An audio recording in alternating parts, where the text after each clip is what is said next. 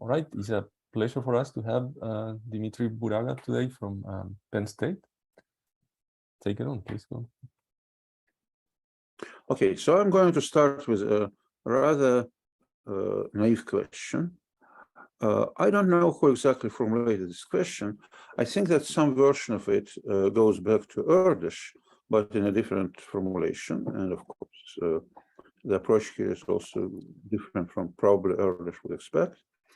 And this is joint work with Sergei Ivanov, which is completely unfinished in the sense that there is a theorem, and you will see that the theorem is not quite satisfactory in a sense. However, there are plenty of open questions. And basically, I'm going to concentrate more on open problems than on theorems in my lecture. I mean, of course, open questions without any theorems sound like, okay, a stupid person can ask infinitely many questions. But for a good question, scientific advisor of my mother, famous Elinik, would say that giving someone a problem is like buying a new suit and giving it and say, wear it. So giving out a problem is more important. That when you solve a problem, you kill it, and so you take away something from people. So here we semi-kill the problem, and then you will see if you can kill it completely. So I need the following naive definition. So here is, do you see my screen? I guess you do. Definition, what is metric graph? So what is a metric graph? A metric graph is just a graph such that for each edge, it's a non-oriented graph, and for each edge, we attach a positive or non-negative number, which is its length, well, let's say positive number. And so what we want is uniformly bounded in the sense that degrees of vertices, it's going to be an infinite graph. All degrees of vertices are bounded, and lengths of edges are between two positive constants. It does not really matter what would be the constants. And for the degree, you always can just simply say that the degree is less than 3, and that's enough. Because whenever you have a vertex with degree 4, you can transform it into two vertices with degree 3 by adding a little edge. And you will see that for our problems, that wouldn't matter. And the same as with lengths of edges, if edges are bounded between, you want them to be bounded between 1 and 100, and you see the edge of length 1000, you just add vertices along the edge. And so specific values of this constant don't matter. And so here is a general definition. You have a metric space, and you say it's uniformly approximable. So you have a metric space X with a metric D, and then there is a graph gamma, metric graph. And then there is a distance function on this graph. So gamma here is a metric graph. I mean, things are typed, but I know when you show a picture, people perceive this as a picture. When I write, they have to follow what I'm saying. So I still write things again, and then they are within finite Gromov-Hausdorff distance. So I want to replace my object, which is logical, continuous, whatever it is, by a really discrete model of controllable local complexity. So no large degrees, no long and no very short edges. So locally, everything is very finite with uniform bounds on the whole story. Now, to make clear that it is not too abstract, you always can choose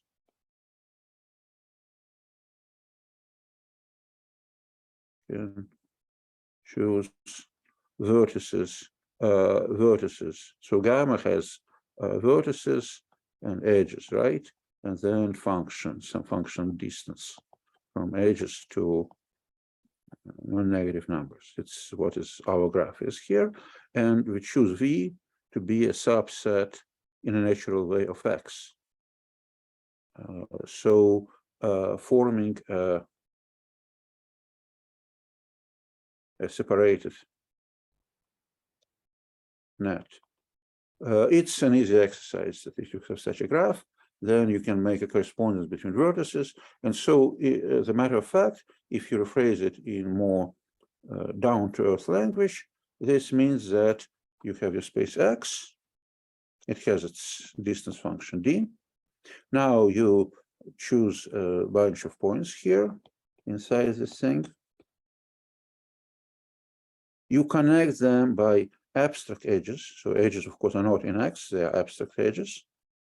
For each edge, you assign its length, L of E.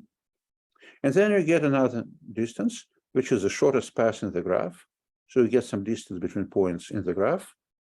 And so what you want to have is that this distance measured inside the graph differs from the actual distance. So let me just write it down.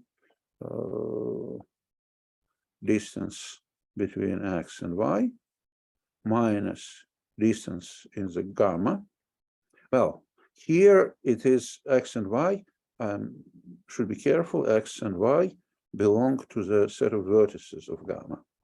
Okay, distance in gamma between X and Y is bounded by some constant C, and vertices, the set V in X is net. For some epsilon, epsilon can be 100, it doesn't matter, again, any number. So this is a much more hands-on definition of what is happening. And so this is the question. And so now once the definition is given, you're ready to start working and writing papers, because there are plenty of spaces around, and you can start asking which, of course, this definition makes sense only for unbounded spaces.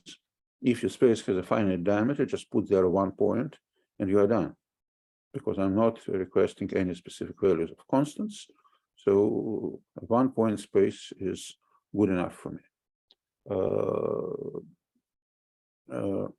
So we look at unbounded spaces. Now let me mention that, of course, you can look at bounded spaces as well. How you can do that? You can take a space and then start rescaling them, multiply distance by 1, 2, 3, 1,000, so on, and look for such graphs with a uniform constant. Is it just taking a union of these things, connecting them by segments of length 1, just attaching points, or just asking that you get a graph in each space and the bounds are the same? So the question makes sense for spaces of finite diameter as well, but I don't want to dwell on that at all, just to mention that this question makes sense. But so far I'm thinking about unbounded spaces. Of course, the real line is obviously approximable. You just put on the real line for R, you put just standard way, you put points at distance 1, and this is a perfectly good approximation whose precision, this constant C here, is going to be 1/2, right? That's it. Oh, well, no. Between these points, you just get exact distance. And this is 1/2 net. So these points is Z in R is a 1/2 net.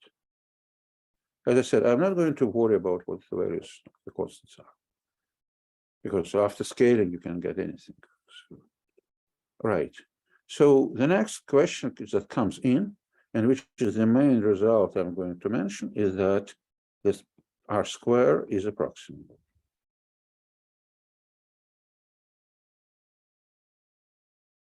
This is a theorem by myself and Sergei Ivanov,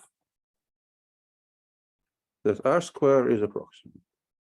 And strangely enough, the proof of the theorem is not at all short. It takes like maybe 10 pages. Now there is a much easier theorem by the same authors, which is much easier theorem that the same authors, that any Gromov hyperbolic space of bounded geometry is approximable. This is relatively easy. Even though the space may look a little bit more complicated. And what comes here is basically Morse lemma and standard distance estimates in negative curved spaces, in hyperbolic spaces. So it's delta hyperbolicity and the classic Morse lemma. So it's not a hard thing to do that. And also, what is there? Hall's lemma, Hall's marriage lemma. A little bit of combinatorics. But then it becomes not difficult. This proof, as I'm going to explain, even involves some Fourier series and funny things like that. Now, what we don't know, to just indicate the level of our ignorance, is that, first of all, open questions, and that's what I wanted to concentrate on, open questions. The first question is, does there exist any, well, let's say Riemannian manifold? It's not so important. Of bounded geometry, which is not approximate.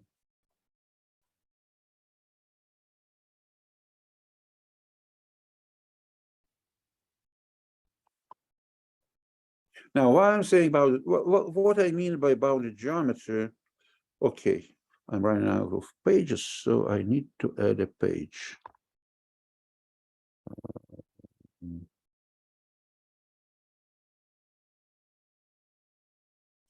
Maybe what? Let me add like that. Okay, okay. Whatever I added is something like for elementary school, but probably doesn't matter. Okay, so why I'm asking about bounded geometry? Because if I forget about bounded geometry, of course, there are plenty of spaces which are not approximable. Let me just draw here a tree. It's a tree in R3. So here is, we are sitting in R3. I'm drawing a tree, and this is an edge of length 1. Then from here, I draw 2 edges of length 1. From here, I draw 4 edges of length 1. And I keep going. 8. And then I take not a tubular neighborhood in a matrix space, but a thinning tubular neighborhood.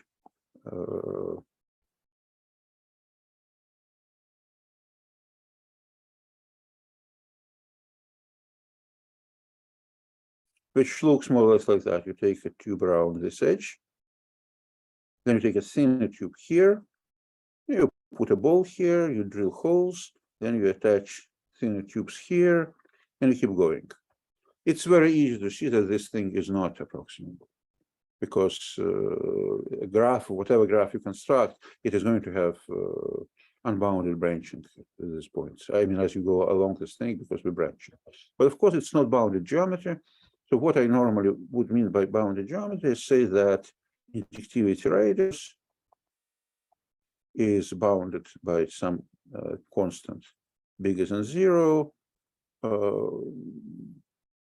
wonder if I need anything else for this problem. I normally ask for curvatures to be bounded, but maybe even not that. Maybe what I want to ask, curvature sigma is bounded by some constant k, but even with this simple assumptions that just the injectivity radius has a reasonable bound already. So the major question is, are there any manifolds which are not approximable? And to explain how little we understand about this thing is another open question, which is directly related to that. Open question, is R3 approximable?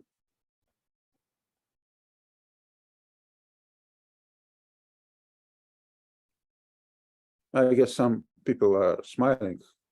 I mean, how can you can do that for R2? What is the difference for R3?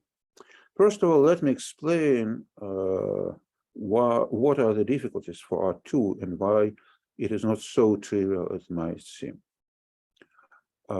Indeed, first of all, a completely wrong thing completely wrong idea. Wrong idea. There are many wrong ideas now around in the world, so why don't I present you another one? You can just say, what's the problem with the plane? Just take the grid. I'll see. This paper is handy. And put lengths of vertices to be 1.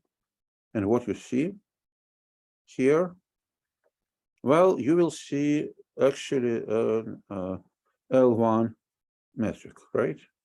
It's going to be L1. Where do I put 1? Up or down? I don't know.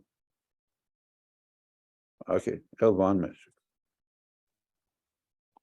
Right? The distance between 2 points, as you compute it, you look at the length of the shortest path, which is just the sum of 2 coordinates. Well, absolute values, differences of coordinates. So it's L1 metric. And it's a reasonable approximation, means that it's a linear approximation. But of course, the error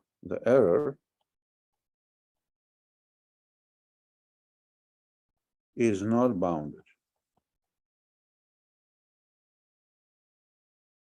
Well, here is, additive error. And I want to emphasize that. We want to additive error. If you look at this formula, which was at the very beginning, I was asking for the additive error. So the difference, it's not the ratio. For the ratio, it's a tangent cone or something like, well, whatever.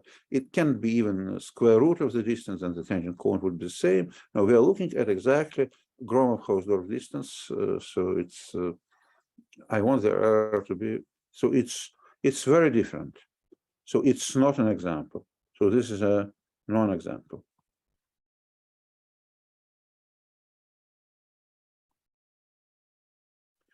Furthermore, it's an exercise. Well, an exercise for those who know what is a stable norm of a metric. Maybe I'll mention it very briefly, even though not so much time is left. I'm not sure even I'm going to speak about any other of open problems in the time I have.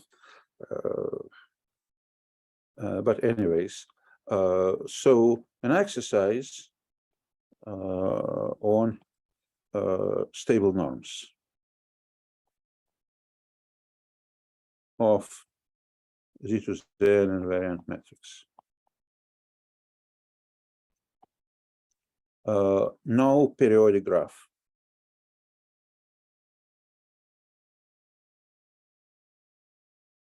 Would do the job.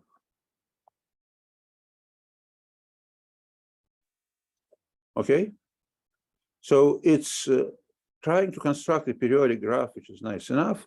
Like this example, it is not going to work. Actually, the right formulation is the following: that for a periodic graph, it's the, well, okay, let me change it. The unit ball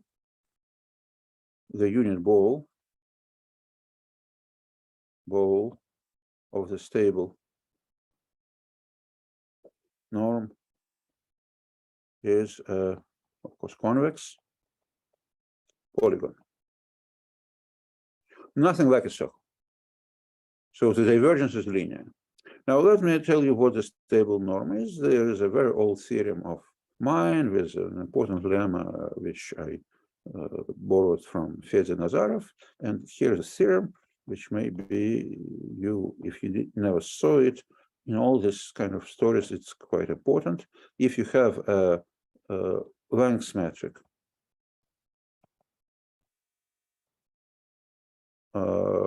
which is Zn invariant with co-compact.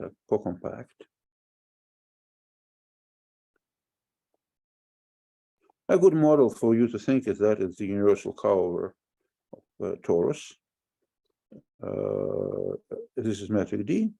Then I have to add a page. Then there exists, and of course, they're unique.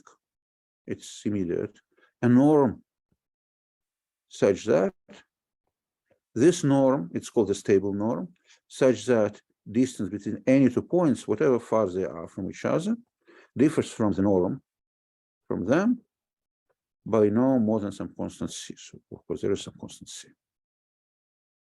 So this is a stable norm. And then it is of course unique, because if two norms that always diverge linearly, this is an additive constant, so you never can have two norms with this property. There is one, and when I told this result to Misha Gromov, he went through 3 stages. The first stage was it absolutely can be correct. The next stage was it is interesting. The third, it should be obvious and much more generality.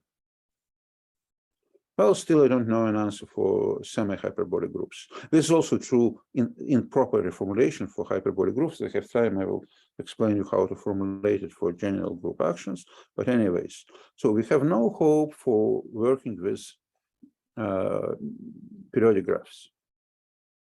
So we need to somehow gently moving away, somehow wiggle the graph out to cancel errors and so on.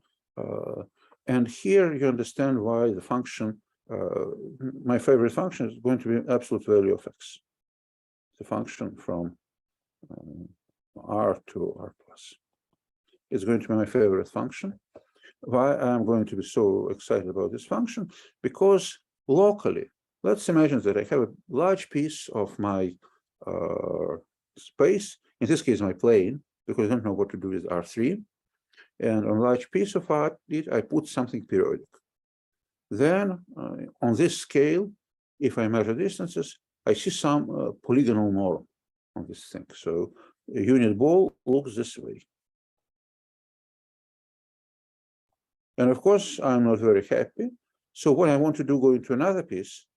So near each direction, which goes here, what I see is, after some change of variables, is the absolute value of distance. If I take the dual, of course, I'm going to go to the dual norm to have proper addition of norms, but I would have kind of absolute values. So what I want to do is I want to make a sort of a quasi-crystal, but not exactly quasi-crystal. This quasi-crystal has to be selected very thoroughly, but rotating those norms so that I get proper cancellation of errors. So why I go to, in this region, it is like that. Then I'm going to move this corner in this region somewhere here. It's a different direction. Then I move it somewhere in between so that I do addition. I don't accumulate more than an additive error. That's where the key point lies. Now I would be able to do that only around some sector of directions. So we do that near one direction. And this is not a big deal because there is an easy trick. You can take a multi-layered graph. Once you've done this around one sector of directions, so this is a copy of your plane, R2, and you've done it in this sector of directions. Now let's increase distances in all other directions. So it will be very uncomfortable to go there. Then you take another copy of the plane and handle another direction. You keep adding copies. You put yet one more copy on top and handle another direction. You take finitely many of them.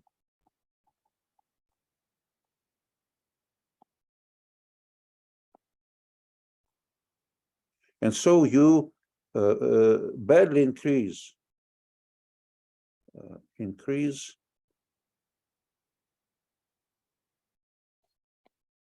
badly.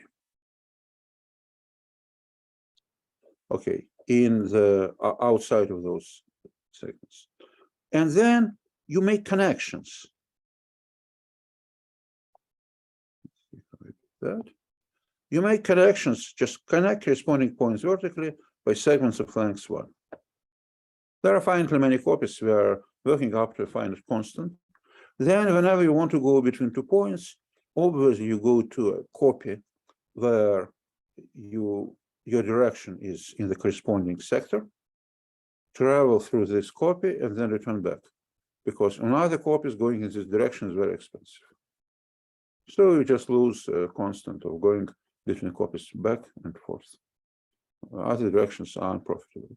So you handle one direction, and then for handling one direction, you need to somehow move corners of your polygonal norms. So the plan is, you want to plan is, okay, plan is to move corners of our polygonal norms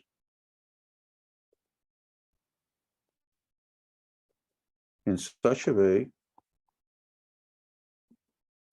that they add up to a circle with bounded error.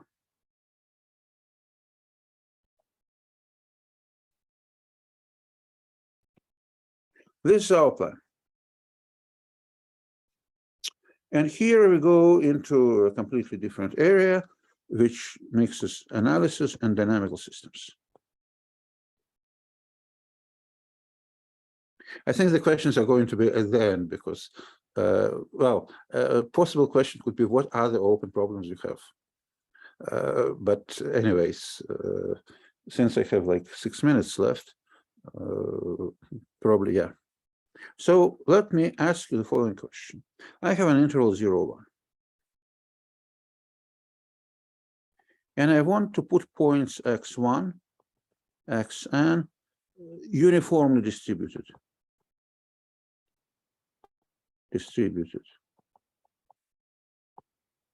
The best choice I want to do. What does it mean? It means that if I count the number of points of this set, let's say that set xn, xn intersect with some interval I, the number of points should be, of course, length of I times n. Well, and then error term.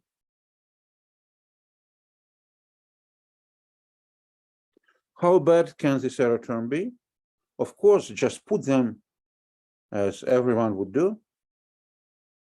Here you put them at equal distances, right? And then the error term is no bigger than 2. It's a triviality. You can just lose 1 point at each end of the interval. So it's very easy. However, you ask another question, which turns out to be a way more sophisticated. Now you have a sequence, infinite sequence, xn, n equal 1, 2, goes to infinity. Well, infinity is not included. We're not in the calculus class. And so, and I want to do the following thing, the same for any truncation, for any xn, n equal to 1 to some number n. And I want to ask the same question. So it's in dynamics. I don't know in advance how many points I would have. And at any point, someone can say, stop, and look how good your approximation is. And that was a story, a quite long story. Probably the key people who I should mention here, among key people at least. I don't want to kind of disregard other achievements, but probably it's Schmidt and Ross. There are books written about that, showing that you can't do a constant at all. There are estimates how bad that could be. And I think that the estimate is something like log n instead of this 2. Here you see 2. You see something like probably log, maybe it's even better than that. Probably, perhaps log n maybe even log n, but definitely not a constant.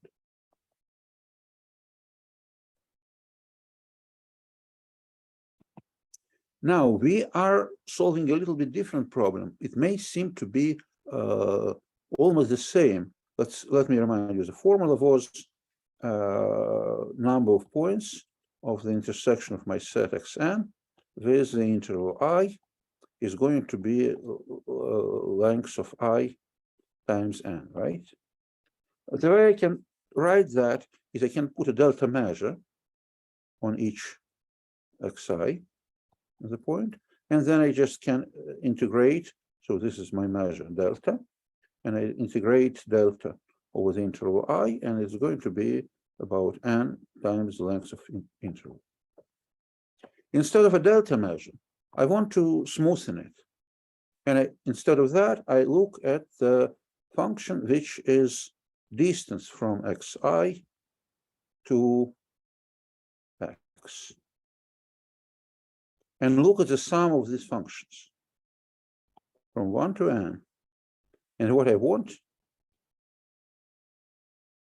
approximately, to be, again, what I expect, n times the length of the interval.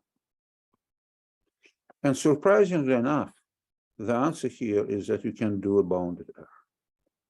And in the remaining minute, I would just formulate a theorem, which is a key lemma here, which requires some Fourier computations. Well, at least the way how we can do that. Fourier computations. It says the following. Let me say I have a function phi from 0, 1 to non-negative numbers with some boundary conditions, with some 3 linear conditions. I'll tell you, I don't want to write them, 3 obvious linear conditions. Let's say it's C2, and of course I want it to be convex. Then there exists an infinite sequence AIs such that, so that's a lemma, which is of key importance here, such that if you look at the following function, sum of absolute values x minus AI, you subtract from that from 1 to n times phi of x. There is this constant c, as always, it's bounded by c.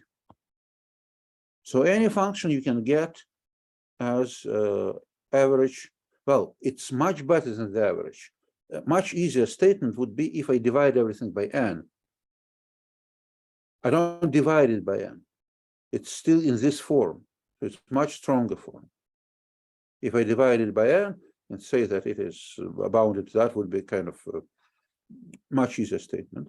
No, it's an additive error for all n terms. And the sequence is infinite. I is from 1 to infinity. Right. So there is this approximation lemma. And from this lemma, for this function, of course, you're going to take the circle. You want to approximate by corners of your polygons a circle. And so this is what works.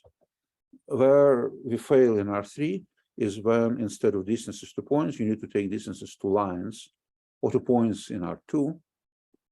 And already we don't know an analog of this lemma. And what are obvious linear conditions? Well, first of all, convexity. Well, of course, I'm adding convex functions, distances to points. So I'm going to get something convex. No way I can get something else. Now, on the right hand of the interval, all these functions have derivative 1. So this phi has to have derivative 1 on the right hand. On the left hand, it also has derivative negative 1. And if you take the value of the middle, it's the average of the two. So 3 trivial conditions on this function. And I am out of my time already. So I stop here. I didn't get to any of open questions on my list, but at least I think I explained you the flavor of this specific problem. But it's a bunch of open problems. You can ask about the approximability of R3, even of a paraboloid. of a sphere in a reasonable sense. You scale spheres and you ask if you can approximate it with the same constant for larger spheres. Take your favorite spaces. I already took away from your hyperbolic spaces with bounded geometry. But take your favorite spaces for bounded geometry and you have plenty of work to do. I stop. Okay, I suggest we unmute ourselves to thank Dmitry for a wonderful talk.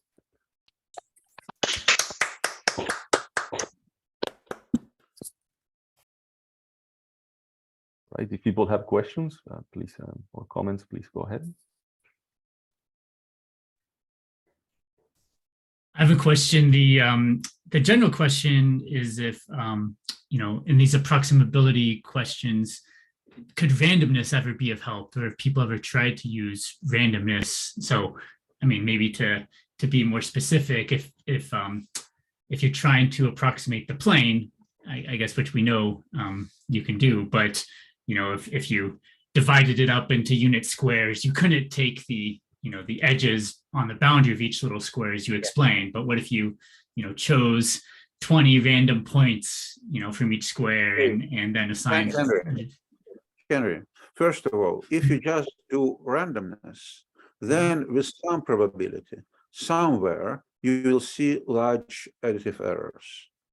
So, but what we do using Fourier series here is to do whatever stupid it sounds, controlled randomness. So it's indeed kind of a rather random sequence, but such that we still control it and it cancels. So we don't see a lot, because if you just, okay, it's of course a natural idea just to take, say, random values of distances between, say you take the standard grid and take random values between 1/2 and 2 and hope that things are going to be round. And probably with probability 1 on large pieces, this thing is going to be round. Yeah. However, as a graph, to answer this question, it does not work, because there still would be large pieces if you take it random, where you will see just standard, say, L1 metric and such, so you will see huge deviations. So you can't take them just random. What is controlled randomness through, there are Diophantine numbers and such which are involved in this Fourier series to make them sort of random. Very cool.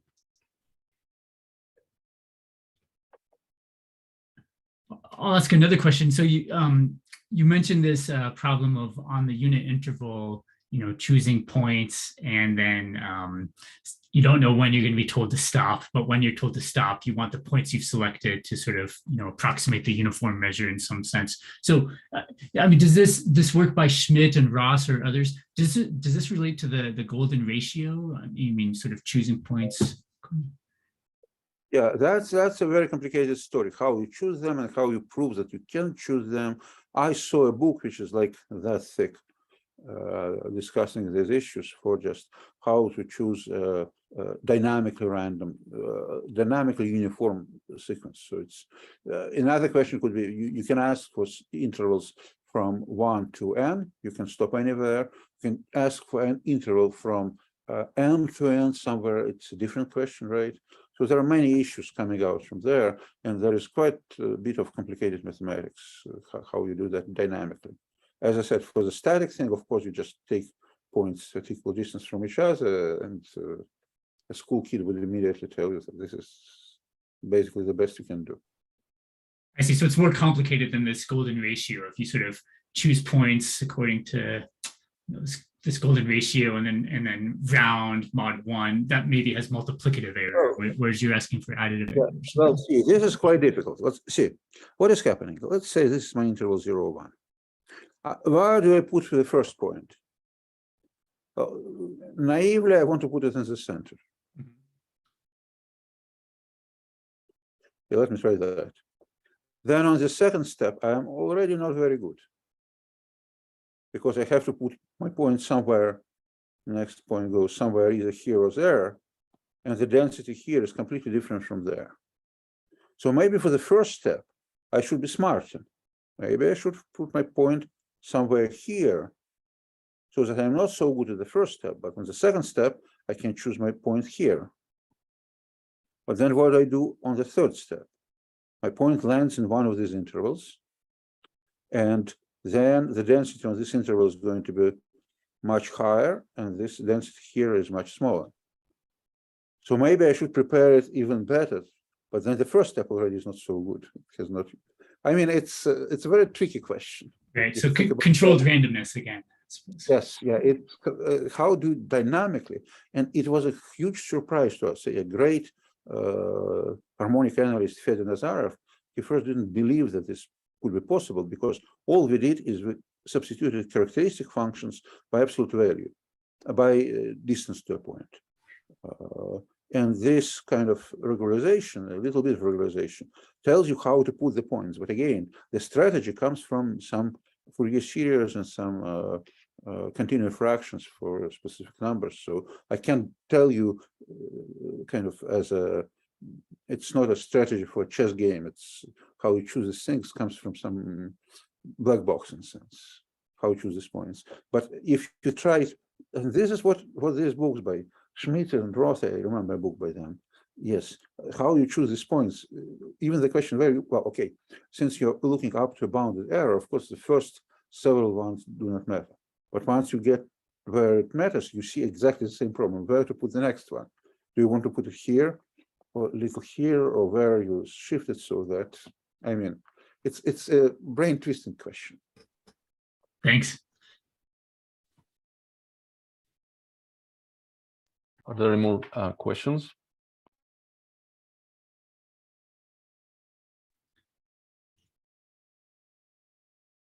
I'll ask another question if nobody else does, which is, I'm definitely a non-expert on these approximability questions. My first instinct might be, I might try to prove that R3 is approximable, or, other manifolds of bounded geometry are approximable. I mean, do some experts agree with me, or are many people trying to prove that spaces are not approximable, like R3? Well, the problem is that I do not know any tool, unless the space has unbounded geometry, and then the tool is just by bare hands and immediately. But once it has bounded geometry, I don't know any criterion which would tell me that it is not approximable. I have no idea what to prove to say that it is not approximable. So far, the existing proofs are constructive to give approximability. So in R3, if you look at a stable norm, what happens for a periodic graph, you see a polyhedron. You start adding distances coming from polyhedra. So instead of adding absolute values like near vertices of polygons, you start adding distances to lines and conical functions, distances to points near vertices. And you need an analog of this theorem. And this does not work. This Fourier series type stuff does not work for that case. But I have no idea what condition we can prove to say that the space is not approximable. The problem is that it's like, a slippery snake. You don't know how to grab it at all because it's absolutely slippery. What to prove to say that the space is not approximable? How on earth the proof at all can go? So that's why this is for me a big puzzle. And because of that, either we find, so some time ago, for instance, we were working with Bruce Kleiner on the following question. You have a separated net with Bruce Kleiner. I think we still have 4 minutes out of 50, right, for questions with Bruce Kleiner. And also, actually, there's also Kurt McMullen. On the following question, you have a separated net. Oh, it's a Delaunay net in R2. Is it by Lipschitz to the lattice? And there was a big struggle around this question, and a solution. We needed to show that, well, you can produce a lot of nets which may, well, on on the one hand, it's just the same kind of distributions, points within distances from 1/2 to 2, for instance, doesn't matter. So why can't we send them by Lipschitz to the lattice to normalize that? The question was asked in two respects, by Furstenberg for Kukutani equivalence, where this comes as a return times for Z2 action in dynamics, and by Misha Gromov for the very definition of quasi-isometries, where spaces are quasi-isometric if they have separated nets which are by Lipschitz. So the question is, does it matter which separated nets to choose? And we've proven that this may not be the true. We found an obstacle which is intermediate uniform density, which gives you a continuous function C from 0, 1 to, let's say, 1/2 to 2, continuous, and phi. Phi is not a Jacobian of any f. F is a Lipschitz horn. This question itself was asked by late Jürgen Moser. And this question comes from Furstenberg and Gromov. And still, we have artificially constructed nets for which our invariant, which is some kind of limiting intermediate density, works. But we don't have any general tool. So there are many naturally coming functions for which we don't know if they're Lipschitz, Jacobians of Lipschitz maps. The most, I will finish this talk. Well, I'll leave half a minute for questions. Let's say gamma 1, gamma 2 are co-compact in a G, which is a Lie group, with a left invariant metric as usual. Is it true? G1 is by Lipschitz to gamma 1 is by Lipschitz to gamma 2. Here, no density works. They're both uniformly distributed, nicely uniformly distributed in the group. Can you just identify them in a by Lipschitz way? It's a shocking problem. For most of groups which we know, we find such thing. So there should be some rather complicated, mysterious Lie groups and lattices in them. This question is about the same type. We do not understand any abstraction which we are going to prove to say that when you prove that something doesn't exist, you usually prove that something exists which obstructs non-existence, right? Here we don't know what to prove what exists, so that because of that, this does not exist. We have no idea how in principle a theorem that space is not approximable can work, other than for very specifically made examples where it's just obvious from the construction of the space. So I am out of time.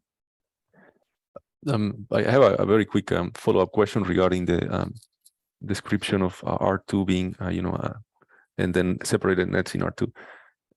Does anything change if you work with if you work on the two-dimensional model space with constant curvature -1? Oh, I said that.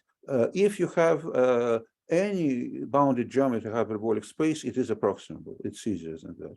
So the hyperbolic space in any dimension is approximable. Oh, but I mean the question of separated nets, that one.